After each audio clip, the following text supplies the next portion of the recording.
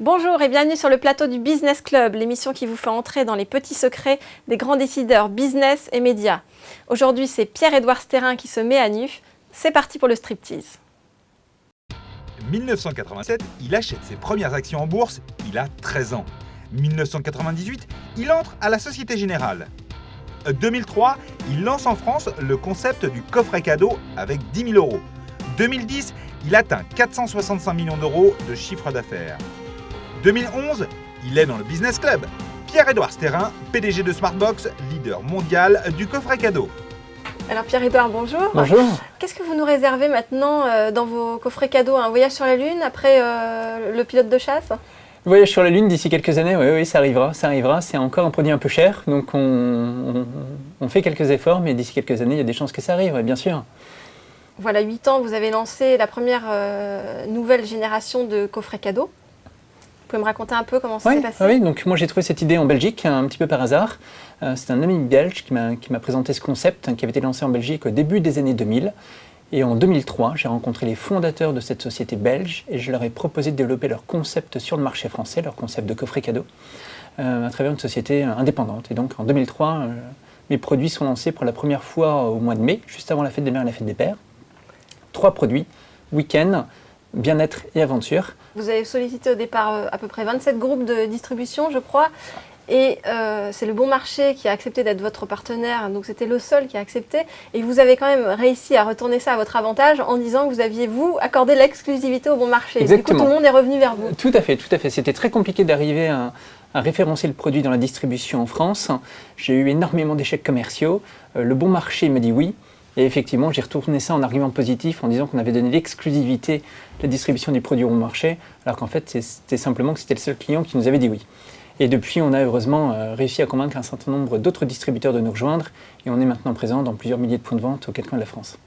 Et vous êtes présent dans 20 pays, alors qu'au départ, vous aviez commencé avec un capital de 10 000 euros. Exactement, ça donne envie, tout à fait. On a poursuivi le développement au-delà de la France à partir de 2007.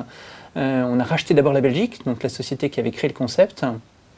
Et puis ensuite, de 2007 à 2011, donc jusqu'à aujourd'hui, on a dupliqué ce concept avec succès dans 17 autres pays. Vous montrez à tout le monde, finalement, selon votre devise, que tout est possible. Tout à fait. Si on a de l'ambition, qu'on bosse, de la ténacité et un peu de chance, je crois effectivement que tout est possible. C'est ça vos conseils, et avoir de la foi aussi.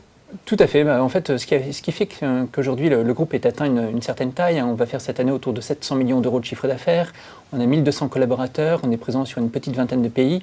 C'est qu'on a dès le départ été très ambitieux. On a eu la chance de tomber sur une bonne idée. On a effectivement eu un objectif extrêmement précis. On a beaucoup bossé. Et puis voilà, à force de se battre, ça finit par décoller. Tout n'a pas été simple de 2003 jusqu'à aujourd'hui. On a eu énormément de galères. Mais voilà, au final, à force de se battre, ça finit par fonctionner. Et surtout, vous concernant énormément de ténacité, parce qu'avant de lancer Smartbox, vous aviez essayé une trentaine de projets d'entreprise qui ne fonctionnaient pas. Vous aviez dû du coup repartir chez vos parents en Normandie. Oui, oui, j'ai vécu un paquet de galères avant de lancer Smartbox, puisqu'en 2001, je vendais ma première société que j'avais montée sur Internet, mais je la vendais 3 francs 6 sous. Et de 2001 à 2003, ça a été 2 ans de traversée du désert, où j'ai d'une part essayé de trouver un boulot, mais sans succès. Personne ne voulait de moi, entre guillemets. Et en parallèle, j'ai essayé de monter un nouveau projet de création d'entreprise. Mais j'ai essuyé échec sur échec, il y en a eu une trentaine. Jusqu'à ce jour où, coup de chance, je découvre cette idée en Belgique et je lance donc en 2003 Smartbox en France. Alors qu'est-ce qui vous a fait tenir? C'est depuis que vous aviez 13 ans, je crois, vous aviez vraiment la fibre entrepreneuriale. Exactement. Et puis j'ai toujours une confiance en moi assez importante. Je me suis dit qu'à force de travail, il n'y a pas de recettes. Ou s'il y a des recettes, je ne les connais pas. Le travail, l'ambition, la ténacité, ça finirait par fonctionner.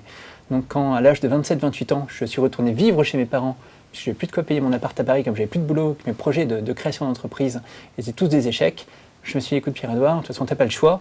Donc voilà, bosse, et ça finira un jour par décoller, par fonctionner. En 2004, vous avez même été attaqué en correctionnel.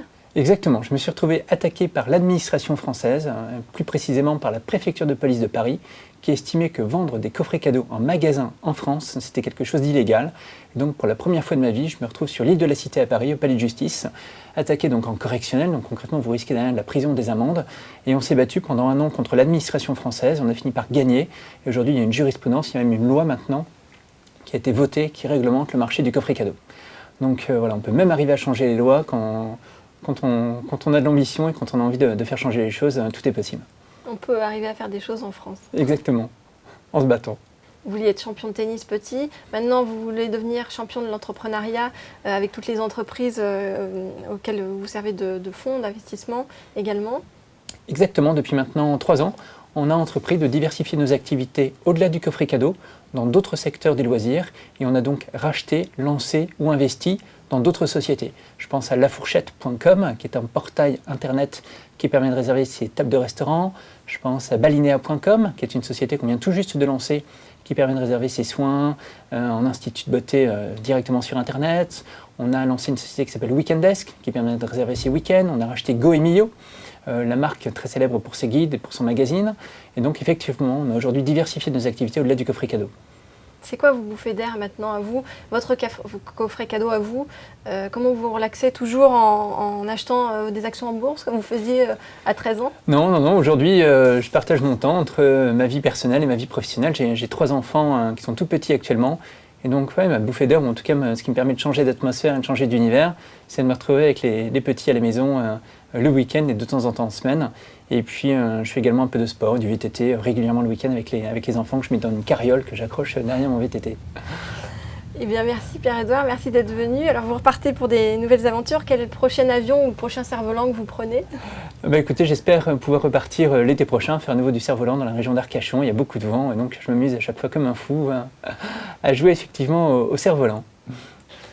Business Club, c'est fini pour aujourd'hui. À la semaine prochaine avec un nouvel invité. Si vous avez raté le début de l'émission, séance de rattrapage sur tv.mensup.fr. J'ai quelques rêves pour les années qui viennent. Le premier, c'est d'arriver à faire de Smartbox une société multinationale qui atteigne la barre des 10 milliards de chiffre d'affaires. Un premier rêve important. Le deuxième, c'est de fonder une famille nombreuse. J'ai 3 enfants aujourd'hui et je rêve d'en avoir encore beaucoup d'autres dans les années qui viennent. Le troisième, c'est de pouvoir me créer, de m'installer une salle de jeux d'arcade, de jeux vidéo à la maison, mais la maison est trop petite aujourd'hui pour ça. Et le quatrième, c'est de partir m'installer pour quelques années aux États-Unis, sur la côte ouest. Voilà.